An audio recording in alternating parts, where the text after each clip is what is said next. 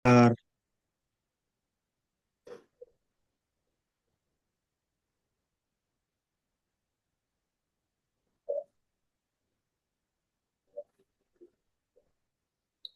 Assalamualaikum warahmatullahi wabarakatuh.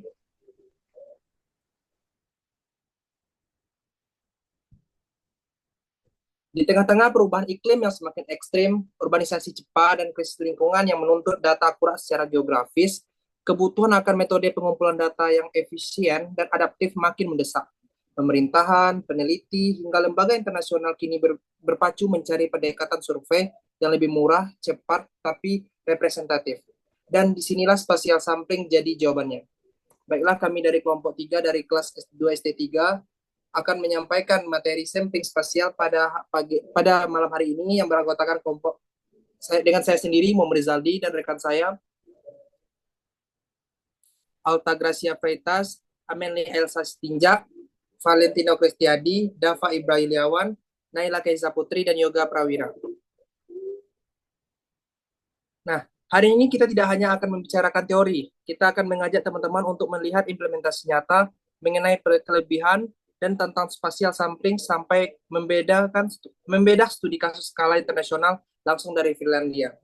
Berikut merupakan pembahasan kita pada saat ini itu pertama konsep dasar, yang kedua prosedur dan tata cara, yang ketiga desain based sampling, yang keempat model based sampling, yang kelima implementasi, dan yang keenam contoh soal. Baiklah untuk konsep dasar akan dijelaskan oleh rekan saya kepada rekan saya disilahkan. Oke, boleh di next. Oke, jadi kita masuk pertama-tama ke definisi sampling spasial. Jadi, apa sih sampling spasial itu? Nah, sampling spasial itu adalah metode pengambilan sampel dari target populasi yang melibatkan pemilihan sejumlah unit sampel dari wilayah geografis tertentu.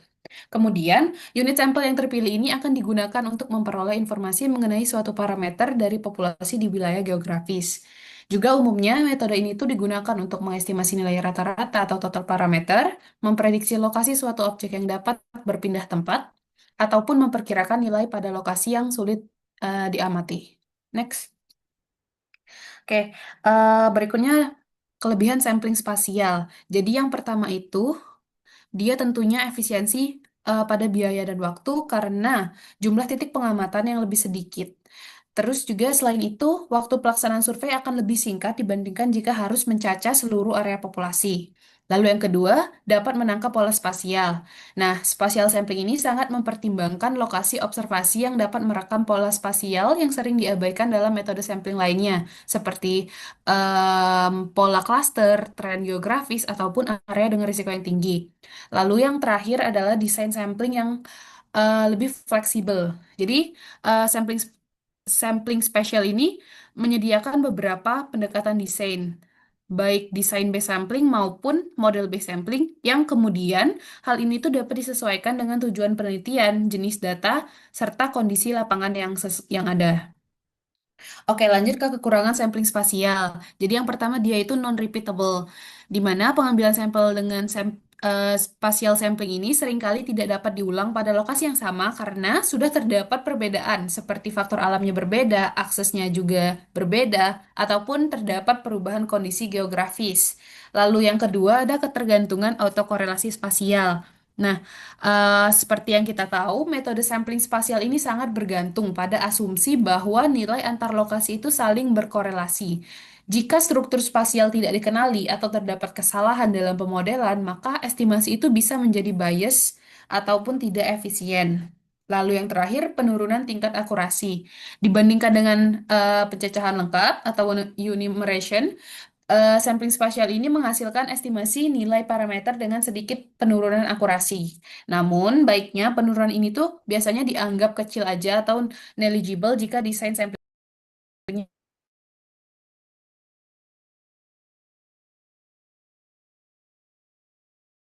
telah optimal. Nah, berdasarkan bentuk populasi terdiri dari tiga, yaitu ada finite population, linear, sama area. Untuk finite population artinya itu populasi diskrit dengan unit teridentifikasi yang menempatkan lokasi tetap dalam wilayah tertentu. Jadi yang terbatas. Contohnya itu dalam sensus bangunan gedung bersejarah di kota, misalnya di kota tua, kita akan menghitung jumlah gedung yang ada di kota tua di Jakarta Barat. Nah, kita tuh setiap bangunan itu harus memiliki kode unik. Nah, untuk keterbatasan dalam kasus ini memerlukan kerangka sampling yang lengkap, sehingga sulit diperoleh dengan kawasan luas. Yang kedua itu adalah linear populasi, yaitu yang terdistribusi sepanjang jaringan linear dengan atribut kontinu. Contohnya itu ada pada survei kondisi jalan tol. Misalnya kita ambil setiap 5 km. Nah, untuk setiap 5 km itu kita memerlukan jaringan distribusi. Untuk keterbatasan dalam kasus ini memerlukan pendekatan khusus untuk menangani korelasi spesial searah jaringan. Terus yang terakhir ada area, yaitu populasi Coutinho yang menutupi wilayah dua dimensi tanpa batas yang jelas. Misalnya pemetaan populasi yang ada di udara di perkotaan. Keterbatasan dari kasus ini sampai beberapa titik dalam ruang Coutinho sehingga kita memerlukan interpolasi yang lebih akurat untuk mengestimasikan tak terukur. Sedangkan berdasarkan sumber data ya ada dua. Yang pertama yaitu primer dan yang kedua sekunder. Primer sama kita ketahui bahwa data itu diukur langsung di lapangan sehingga memiliki akurasi yang tinggi. Sedangkan data sekunder itu dapat dari pihak eksternal sehingga mendapatkan cakupan luas dengan biaya yang efisien.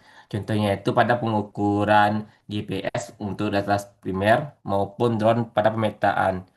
Sedangkan untuk sekunder, contohnya itu ada kita Sentinel-2. Jadi Sentinel-2 itu merupakan satelit observasi yang dimiliki oleh unit Eropa untuk LULC atau Land Use and Land Cover, yaitu penutupan lahan seperti klasifikasi penutupan bumi berdasarkan jenis tutupannya seperti hutan, air, sawah, dan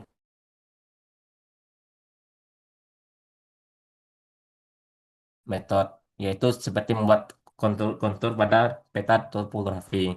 Sedangkan untuk kelemahan primer ini, sama kita ketahui bahwa data diukur secara lapangan sehingga memerlukan biaya yang lebih tinggi dan waktu yang lebih lama, sehingga keterbatasan dalam cakupan wilayah. Sedangkan kelemahan dari sekunder ini memerlukan evaluasi yang tak mungkin sesuai dengan lapangan, sehingga memerlukan ketepatan temporal yang perlu diverifikasi lebih lanjut. Selanjutnya yaitu jenis spasial. Yang pertama yaitu ada probability.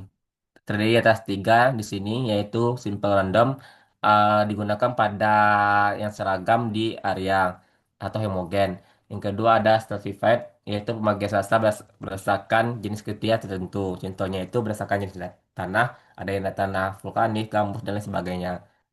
Yang terakhir yaitu ada sistematik yaitu pada pola kontur tertentu seperti kita mengambil satu titik dalam kawasan 1 km² gitu. Nah, yang kedua berdasarkan non probability ada dua yaitu cluster dan conveyances. Kalau cluster itu pengelompokan area, misalnya kita berdasarkan kelompok desa, dan kedua itu ada conveyances atau berdasarkan kemudahan akses. Terus yang terakhir ada desain khusus, ada dua, adaptif dan optimasi. Adaptif memerlukan titik sampel dinamis berdasarkan hasil awal, contohnya itu pada daerah heterogen. Sedangkan yang optimasi menggunakan algoritma, contohnya itu menggunakan metode stimulasi annealing untuk meminimalisir varians. Nah, selanjutnya itu samping spasial ini merepresentatifkan dengan kata kunci cangkupan varian geografis seperti elevasi, tutupan lahan, dan aksesnya. Dalam praktiknya, stratifikasi telah berbasis karakteristik dari lingkungan menurut Tom Post pada tahun 2012. Untuk formulanya itu bisa dilihat dari slide, di mana kita memerlukan ukuran desainnya itu N sama dengan N kuadrat dikali sigma kuadrat dibagi N dikurang satu dikali B kuadrat per Z kuadrat ditambah sigma kuadrat, di mana B merupakan margin of error, sedangkan sigma kuadrat merupakan varian dari populasi. Nah, dalam spasial ini kita harus mempertimbangkan autokorelasi, yaitu penyesuaian jarak antar titik berdasarkan moral yang sudah pelajari dengan mata kuliah SIG sebelumnya. Untuk area homogen itu jarak titik itu diperlebar untuk menghindari deviasi atau kelebihan yang tidak diperlukan. Untuk solusinya yang pertama, wilayah yang terjangkau itu kita akan melakukan pengulangan sampling dengan kriteria yang kemiripan. Uh, Sedangkan untuk perubahan medan kita memerlukan grid yang lebih fleksibel. Untuk kesesuaian tujuan studi, di sini ada tiga. Yang pertama itu kita estimasi rata. Kita kan lebih rekomen untuk menggunakan stratified.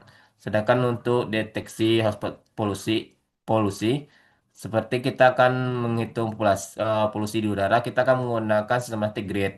Sedangkan untuk validasi modal dengan sistem remote sensing, kita akan menggunakan desain cluster.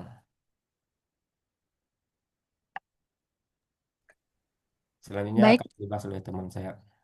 oke, baik. Sekarang kita lanjut ke prosedur sampling spesial. Next. Nah, di sini ada 6 langkah atau prosedur sampling spesial yang bisa kita gunakan sebagai acuan supaya data yang kita ambil itu benar-benar mencerminkan kondisi lapangan dan tidak asal ambil titik. Nah, di langkah pertama ini ada menentukan tujuan dan objek pengamatan. Di langkah pertama ini kita harus tahu untuk apa sampling ini dilakukan, apakah untuk mengestimasi, mendeteksi area ekstrim, atau memprediksi nilai di lokasi yang belum diamati. Jadi tujuan ini harus jelas supaya desain samplingnya itu tepat. Dan yang kedua, menentukan tujuan dan objek pengamatan. Di langkah kedua ini kita perlu membagi wilayah studi menjadi unit-unit sampling, misalnya dalam bentuk grid reguler, contohnya 100 kali 100 meter. Setelah itu kita harus mengidentifikasi karakteristik geografis dan lingkungan yang relevan, contohnya penggunaan lahan, elevasi, atau kepadatan penduduk. Dan yang terakhir kita harus menganalisis apakah wilayah tersebut bersifat homogen, heterogen, atau memiliki autokorelasi spesial. Dan di langkah ketiga ini memilih desain sampling yang tepat. Nah, ini ada dua cara untuk memilih desain sampling yang tepat, yaitu ada dua pendekatan utama. Yang pertama, desain batch sampling, dan yang kedua, model batch sampling. Dan yang pertama itu kita harus pemilihan titik dilakukan secara acak dengan beberapa variasi. Yaitu ada simple random sampling atau SRS, yaitu acak penuh tanpa memperhatikan lokasi. Ada systematic sampling, yaitu pemilihan titik secara teratur atau lebih merata dari SRS. Namun ketiga, stratified sampling, itu wilayah dibagi ke dalam strata homogen, lalu dilakukan pengambilan sampel acak dalam setiap strata. Dan ada pun cluster sampling, yaitu wilayah dibagi dalam klaster, lalu beberapa klaster dipilih secara asal. Dan terakhir, two stage sampling, yaitu sampling dilakukan dalam dua tahap atau unit primer dan sekunder. Di desain sampling yang kedua itu model based sampling, itu kita pemilihan titik berdasarkan model spesial statistik, yaitu kita harus mengasumsikan wilayah sebagai hasil dari proses estokastik atau superpopulasi. Setelah itu kita harus menggunakan metode seperti kringing dan simulate annealing untuk memilih titik-titik yang minimalkan mean square error atau MSE. Dan model base ini cocok untuk keperluan prediktif dan interpolasi spesial. Dan yang keempat, atau melakukan pengambilan sampel di lapangan, yaitu pengambilan data ini kita dilakukan berdasarkan titik koordinat yang telah ditentukan. Dan kita gunakan alat bantu seperti GPS dan citra satelit untuk memastikan akurasi. Untuk langkah kelima itu melakukan estimasi dan analisis data. Di langkah kelima ini setelah data dikumpulkan, kita harus dilakukan analisis. Jika untuk pendekatan desain base, gunakan estimasi berdasarkan proporsi, rata-rata, tertimbang, atau estimasi per strata. Kalau untuk pendekatan model base, kita gunakan interpolasi spesial, misalnya kringing, berdasarkan variogram yang diperoleh dari data. Dan untuk langkah yang terakhir, itu evaluasi dan validasi. Dari langkah terakhir ini, validasi hasil estimasi dengan data eksternal atau uji silang atau cross validation. Evaluasi apakah cakupan spesial sudah merata, kita harus menggunakan kriteria seperti MMSD atau mean of minimum sorted distance, yaitu mengecek jarak terdekat antar titik. Yang kedua, Thiessen polygon variance, yaitu mengevaluasi kerataan sebarang wilayah tiap titik. Dan yang terakhir, WMSD, yaitu adalah MMSD yang diperhitungkan berdasarkan prioritas suatu area. Baik, yang selanjutnya adalah desain base sampling spesial. Desain based sampling ini merupakan metode pengambilan sampel yang menganggap nilai populasi yang sebenarnya di suatu wilayah sudah ada dan tetap, tetapi kita belum mengetahui nilainya. Adapun untuk mengetahui nilai dari populasi ini, kita akan melakukan estimasi, di mana sumber ketidakpastian dari estimasi berasal dari proses pengambilan atau pemilihan lokasi sampel secara acak, bukan dari karakteristik wilayah itu sendiri. Contoh, kita ingin mengetahui rata tingkat polusi udara di sebuah titik saja secara acak untuk diukur karena keterbatasan atau kesulitan untuk mengukur di seluruh titik kota. Dari titik sampel yang dipilih secara acak, kita akan memperoleh hasil rata-rata dari titik-titik tersebut yang akan kita gunakan untuk memperkirakan rata-rata di seluruh kota. Nah, jika kita melakukan pengulangan proses pengambilan sampel acak berkali-kali, hasilnya mungkin akan sedikit berbeda-beda. Nah, variasi atau perbedaan inilah yang disebut dengan ketidakpastian dalam desain base sampling. Nah, di sini ada 3 pendekatan dalam desain base sampling. Yang pertama itu adalah sampling of IID population, di mana kita mengambil sampel IID dari sebuah populasi, di mana setiap sampelnya itu diambil secara independen atau tidak saling memengaruhi, dan memiliki distribusi yang identik atau probabilitasnya sama. Nah, pada spatial sampling, asumsi IID ini berarti bahwa nilai di wilayah tertentu itu tidak berhubungan dengan nilai di wilayah lain, dan seluruh wilayah itu dianggap seragam. Namun, pada kenyataannya, asumsi IID ini seringkali tidak berlaku karena nilai di lokasi yang berdekatan itu cenderung saling berhubungan. Sebagai contoh, untuk metode pengambilan sampel IID ini, itu kita dapat menggunakan Simple Random Sampling atau SRS, Systematic Sampling, Stratified Random Sampling, Cluster Sampling, dan Two-Step Random Sampling. Pendekatan yang kedua adalah Sampling Considered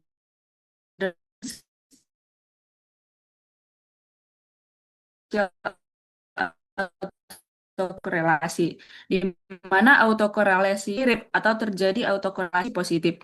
Nah, kita perlu mempertimbangkan autokorelasi spasial ini dalam pengambilan sampel untuk memperoleh estimasi yang lebih akurat dan efisien.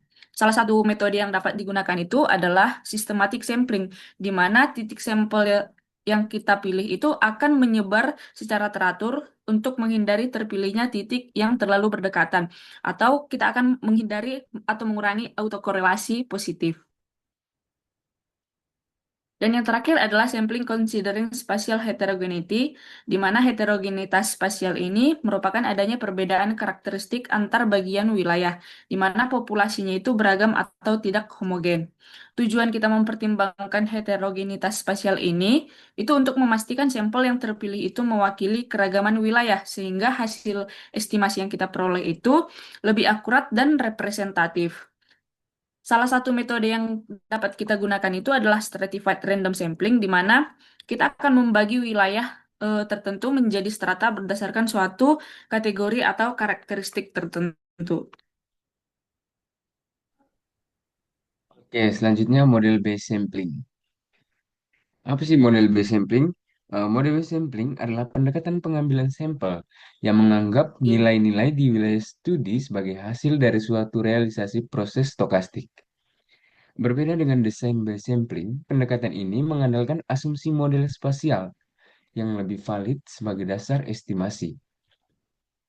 Nah, lokasi titik sampel bersifat tetap dan bobot pengamatan ditentukan oleh hubungan spasial antara lokasi. Nah, di sini ada beberapa tujuan. Eh, Terutama ada 3 tujuan dari model base sampling ini. Yang pertama, meminimasi varians kesalahan estimasi. Yang kedua, cakupan spasial yang merata. Dan yang ketiga, cakupan merata di ruang fitur. Setiap tujuan memiliki pendekatan optimasi tersendiri dan digunakan tergantung pada data serta tujuan studinya. Nah, untuk tujuan yang pertama yaitu meminimasi variasi kesalahan estimasi. Tujuan utama adalah mendapatkan prediksi dengan error sekecil mungkin.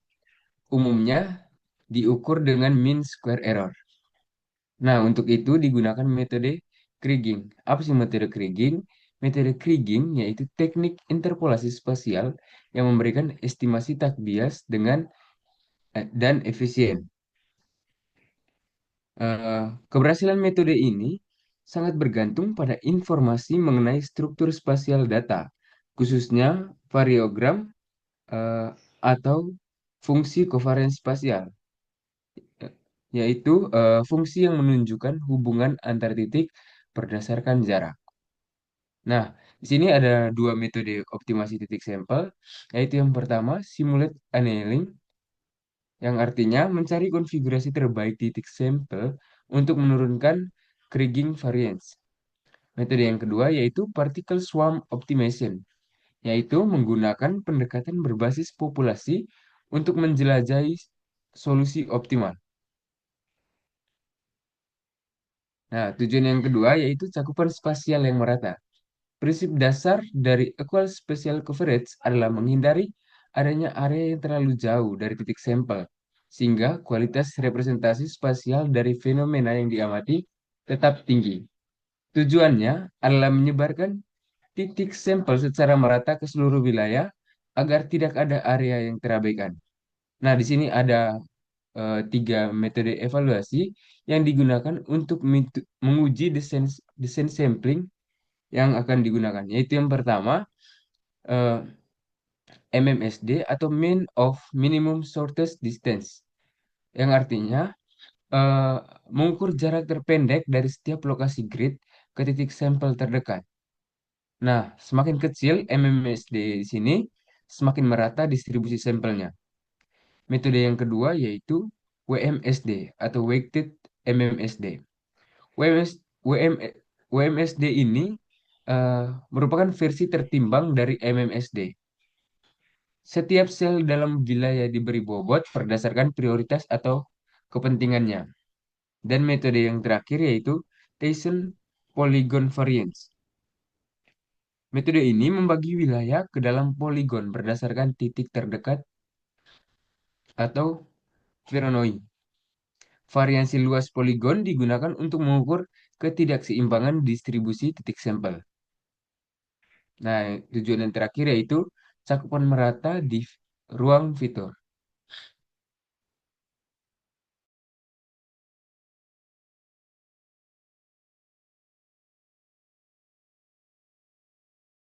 Dari setiap variabel yang diamati tercakup dalam pengambilan sampel. Nah, hal ini penting digunakan dalam studi multivariate agar hasil analisis bisa digeneralisasi. Nah, di sini ada dua metode yang digunakan untuk mencapai tujuan tersebut, yaitu yang pertama, Latin Hypercube Sampling atau LHS. Metode ini membagi rentang setiap variabel ke dalam interval berprobabilitas sama, dengan mengambil satu sampel dari setiap interval. Hasilnya mencakup seluruh ruang fitur secara efisien. Nah, dalam metode ini ada kelemahan, yaitu tidak menjamin distribusi spasial yang merata di lapangan. Nah, metode yang kedua yaitu Werrick-Mears Criterion atau WM. Metode ini mengoptimalkan jarak antara titik dalam ruang fitur agar mencerminkan distribusi target. Metode ini cocok jika distribusi variabel bantunya bersifat log normal, skewed yang sudah diketahui.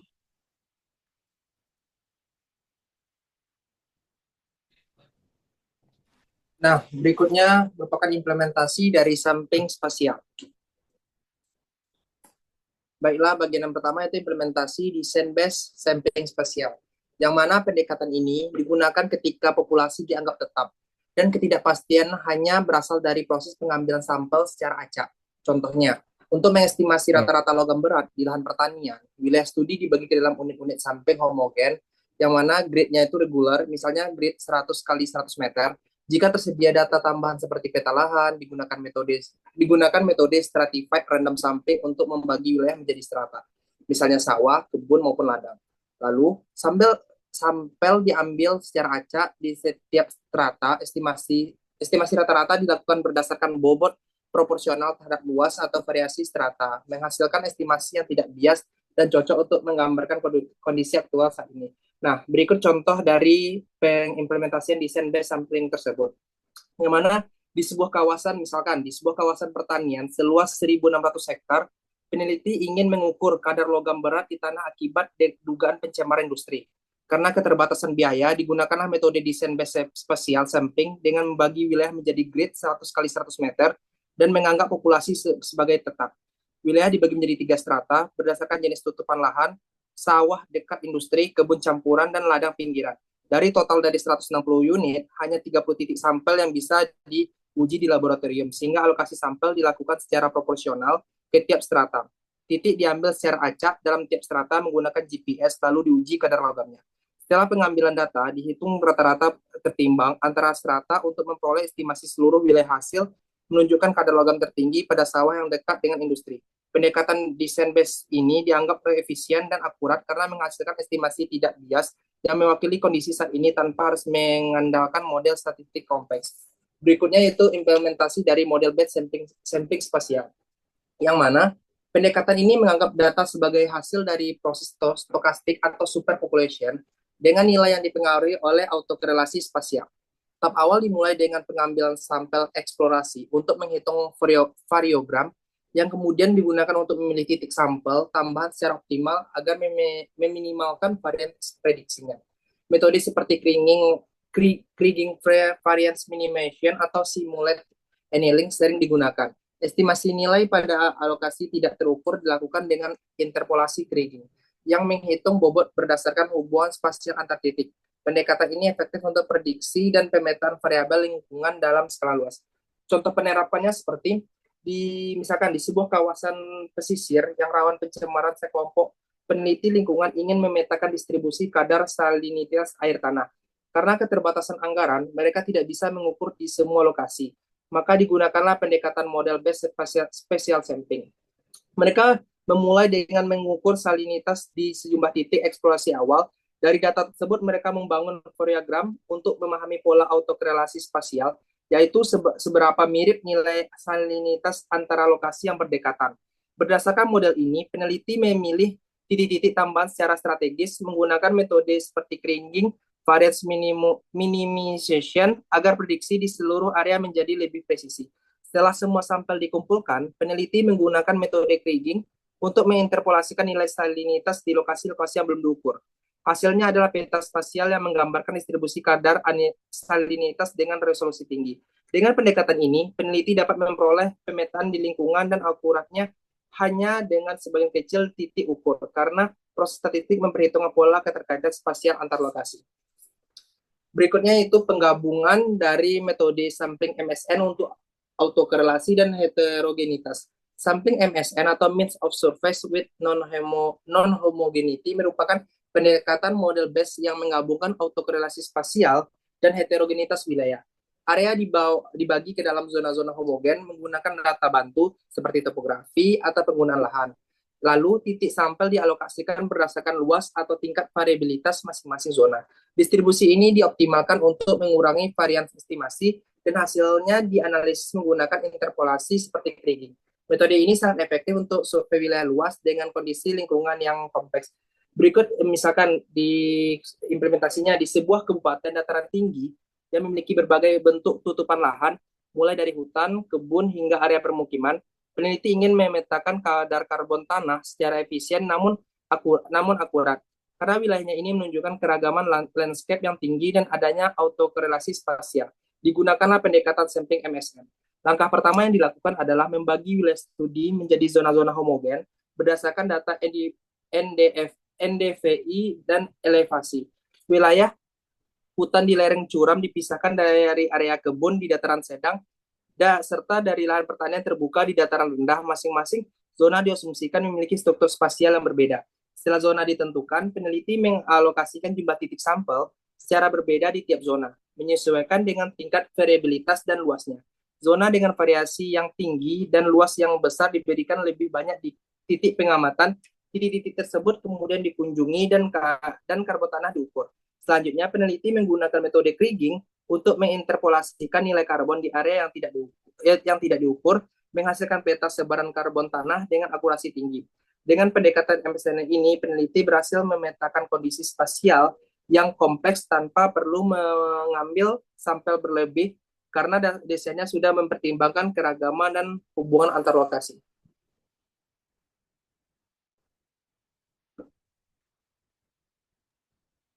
Oke, baik. Sebelumnya pada kali ini saya akan menyampaikan kepada teman-teman mengenai contoh aplikasi dari NFI atau National Forest Inventory sebagai Salah satu contoh aplikasi studi kasus yang kita ambil yaitu survei untuk memperkirakan total volume kayu dan luas lahan hutan di Finlandia Utara oleh NFI.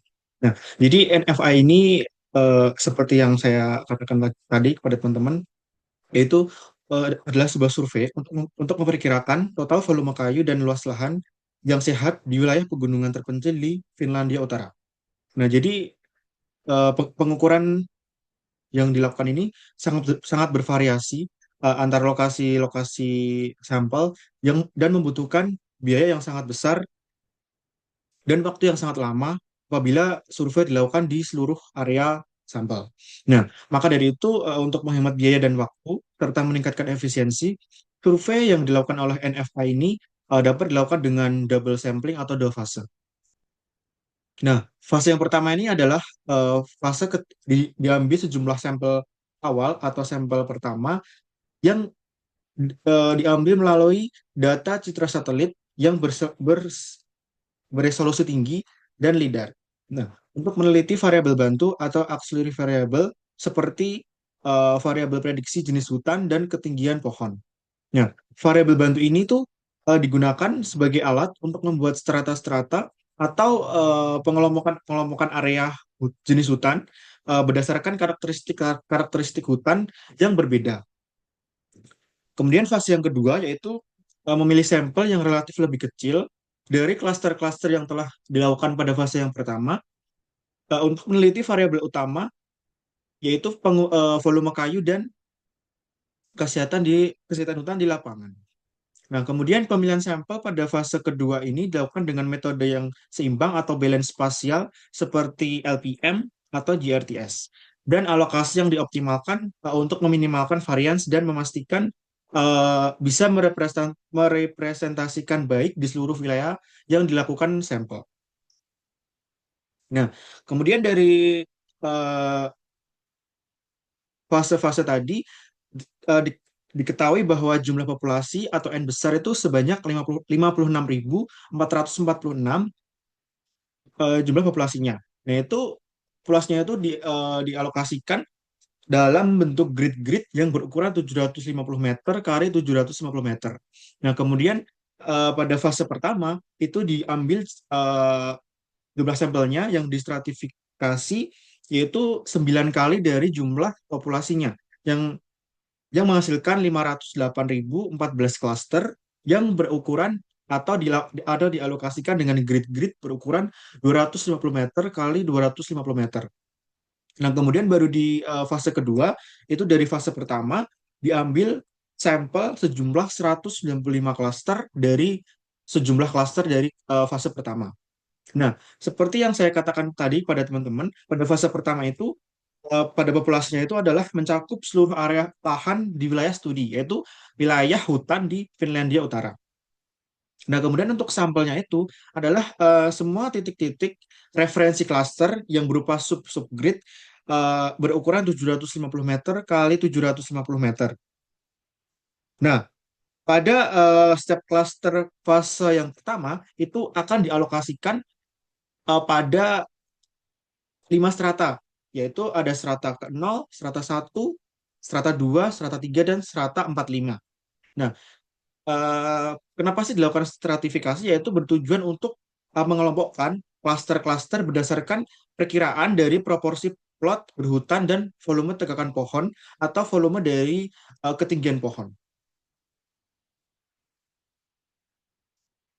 Nah, kemudian pada fase kedua, eh, yaitu populasinya berupa populasi klaster yang telah dilakukan stratifikasi dari fase pertama. Jadi dari 5 strata dari populasi klaster tersebut yang telah distratifikasi dari fase pertama itu akan menjadi sebuah populasi di fase kedua.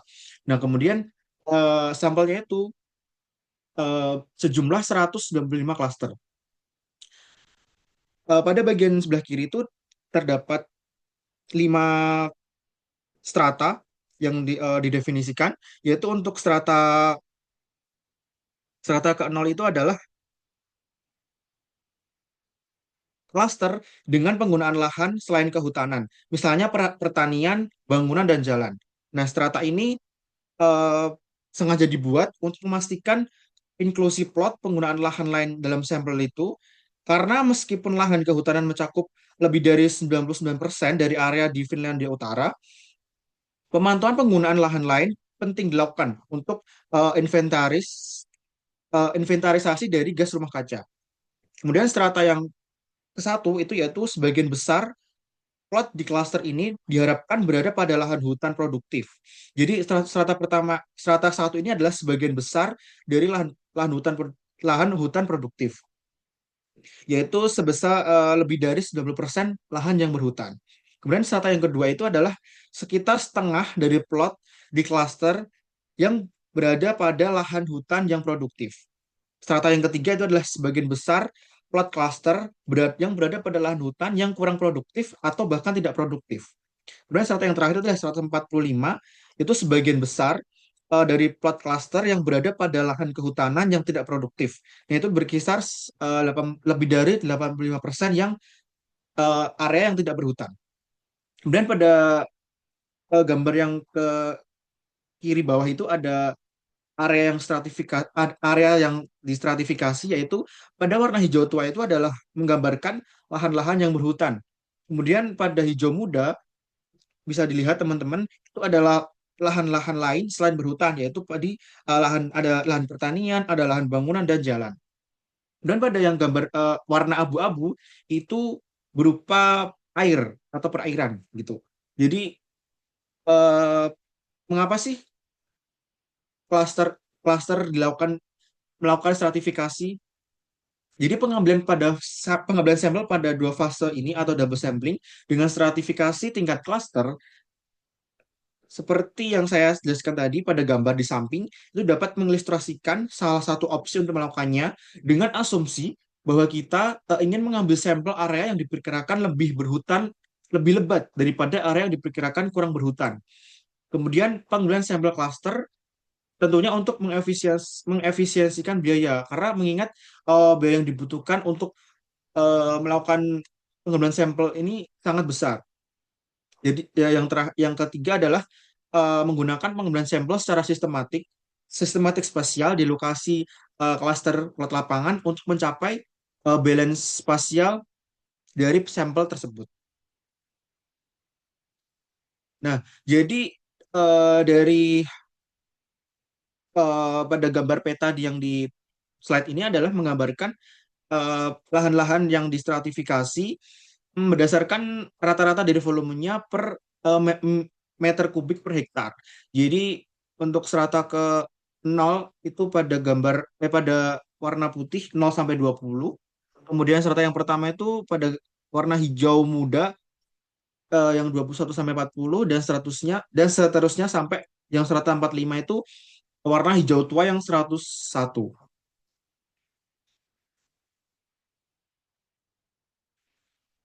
Next. Nah, jadi dari jumlah populasi, jumlah masing-masing sampel dari fase pertama, fase kedua didapatkan hasil dari masing-masing proporsi dari total volume, kemudian ada standar deviasi, kemudian ada median dan jumlah estimasinya. Next. Nah, jadi didapat hasil jumlah klaster, kemudian plot berhutan dan plot tidak berhutan menurut strata dalam sampel NFI yang ke-13. Ini tuh masing-masing strata pada area yang berhutan pada strata ke-0 itu sejumlah 153 dan pada area yang tidak berhutan atau selain berhutan itu sekitar 45. Yaitu pada masing-masing strata bisa dilihat jumlahnya masing-masing setelah dilakukan estimasi. Nah, ini adalah rumus-rumus yang dilakukan untuk melakukan estimasi luas hutan, kemudian estimasi volume rata-rata plot hutan, kemudian estimasi total volume, kemudian ada estimasi yang terstratifikasi dan tidak stratifikasi. Nah, ini adalah hasil dari total volume dan area yang berhutan atau luas hutan. Jadi didapatkan hasil akhir itu pada masing-masing strata itu terdapat total volume per 1000 meter kubik.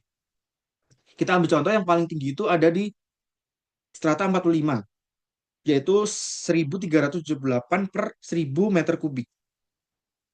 Dengan standar error yang cukup besar, yaitu 24,78%. Sedangkan untuk estimasi total area yang berhutan, itu pada strata yang kedua, yaitu 5.394 per kilometer kuadrat. Kemudian standar error yang terbesar itu malah di strata ke 55, yaitu 15,69%. Nah, dari hasil estimasi dari total volume dan area berhutan di studi kasus NFI untuk melakukan survei pada area hutan di Finlandia Utara itu dapat disimpulkan, yaitu dari sisi efisiensi stratifikasi atau efisien dari melakukan strata atau stratifikasi, yaitu dengan alokasi Neyman yang digunakan dalam penelitian itu sangat efektif dalam meningkatkan efisiensi estimasi volume total. Nah, sampel-sampel yang dilakukan secara sistematik yang tidak terstratifikasi itu ternyata memerlukan hampir 2 kali lipat dari ukuran sampel yang terstratifikasi. Jadi sebenarnya di dalam penelitian tersebut ternyata itu ada eh, sampel-sampel yang terstratifikasi dan tidak terstratifikasi. Kemudian dari segi desain spasial, desain balance spasial antara metode LPM dan GRTS pada slide selanjutnya. Nah, dari sisi LPM dan GRTS-nya ini desain yang mempertimbangkan keseimbangan spasial selalu jauh eh, dibandingkan dari hasil yang telah dilakukan. Jadi dengan LPM ini lebih efisien dari sistematik, yaitu untuk volume total bila diratakan itu sekitar 0,86 untuk desain desain efeknya, untuk area yang berhutan itu 0,82. Jadi dengan metode estimasi LPM yang digunakan itu lebih unggul daripada sistematik, karena LPM ini adalah salah satu metode yang lebih modern dan melakukan dengan data citra satelit yang lebih modern tentunya.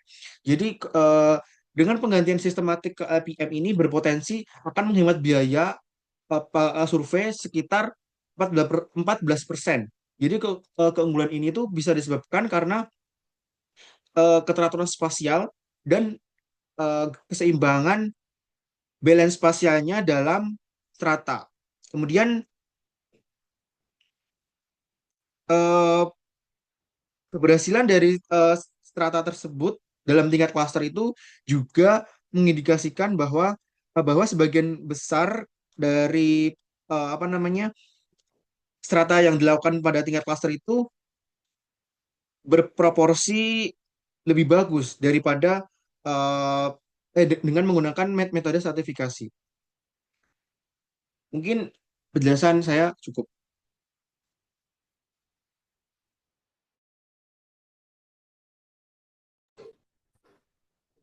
Setelah menyimak seluruh isi presentasi, kita bisa menarik benang merah bahwa spatial sampling bukan hanya metode, tapi strategi yang menggabungkan efisiensi biaya, efektivitas waktu, dan kekuatan representasi spasial. Sebuah pendekatan yang sangat dibutuhkan dalam survei lingkungan modern. Dengan mengintegrasikan autokorelasi spasial dan heterogenitas wilayah, serta mengombinasikan pendekatan desain based dan model based, kita dapat menghasilkan estimasi yang lebih akurat, bahkan di wilayah yang sulit dijangkau. Seperti studi kasus dari Finlandia, juga menunjukkan bahwa pendekatan dua phase atau double phase menggunakan citra satelit sebagai bantuan awal, kemudian dilanjutkan dengan sampling lapangan yang terdistribusi seimbang secara spasial, merupakan contoh nyata penerapan teknik ini secara ilmiah dan praktis. Dengan sampling spasial, kita belajar bahwa statistik tak melulu soal angka. Ia bisa menjadi peta, menjadi strategi, bahkan menjadi solusi dunia nyata. Mungkin cukup sekian dari kelompok 3. Saya akhiri dengan wabillahi taufiq wal hidayah. Wassalamualaikum warahmatullahi wabarakatuh.